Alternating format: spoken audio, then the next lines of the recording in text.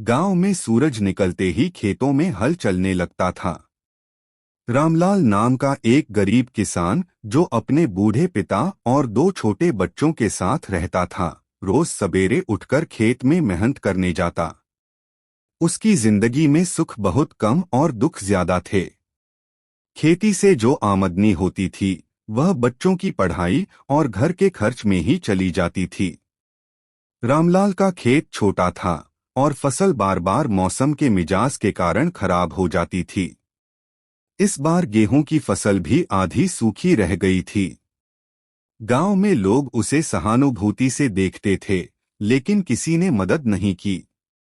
एक दिन रामलाल खेत से लौटते समय रास्ते में एक बुढ़िया से मिला।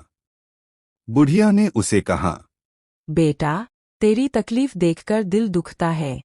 जीवन में ईमानदारी बड़ी चीज है, लेकिन जरूरत में इंसान रास्ता बदल सकता है।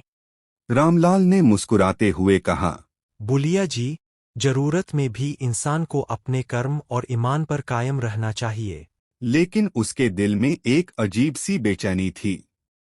उसके बच्चे भूखे थे और पास का चिराग वाला हरा मंडी वाला बैग देखकर उसके मन में एक ख्याल आया। भाग 2 चोरी का विचार। रात में रामलाल खेत के किनारे बैठा सोच रहा था।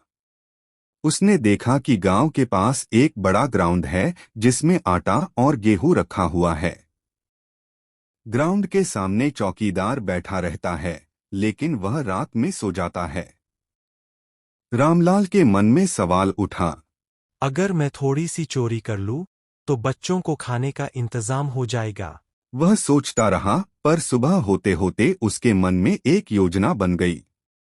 रामलाल ने तय किया कि वह चोरी करेगा, लेकिन वह किसी भी तरह का नुकसान नहीं करेगा।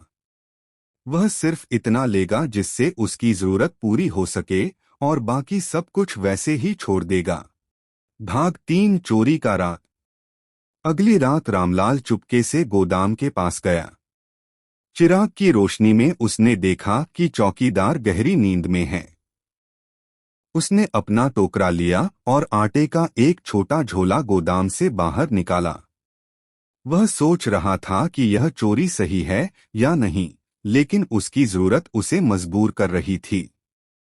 जैसे ही वह लौट रहा था, उसकी नजर गोदाम के एक पुराने दस्तावेज पर पड़ी जिसमें लिखा था कि यह आटा गांव के गरीबों के लिए रखा गया है।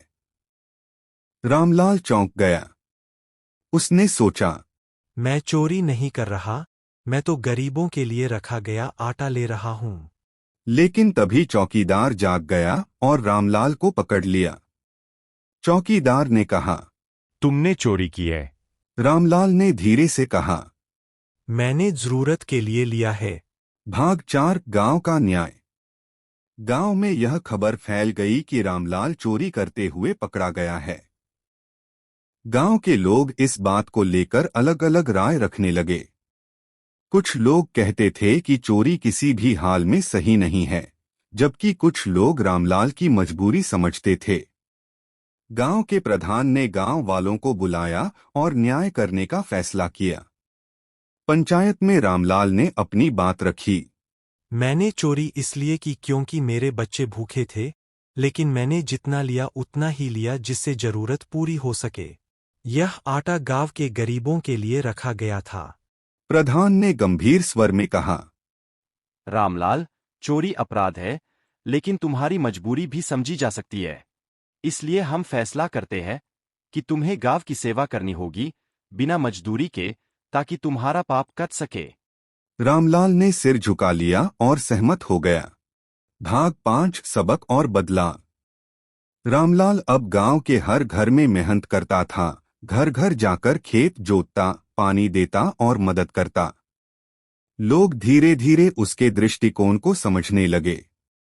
रामलाल ने भी सीखा कि मुश्किल में भी सही रास्ता चुनना जरूरी है।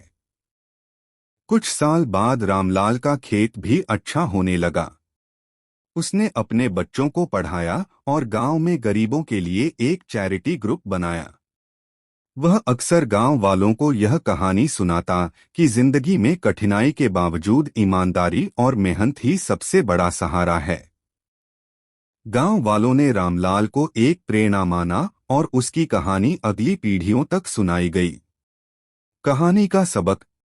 मुश्किल समय में भी इंसान को सही रास्ता चुनना चाहिए, क्योंकि चोरी अस्थायी समाधान है, लेकिन मेहनत और ईमानदारी स्थायी बदलाव लाती है।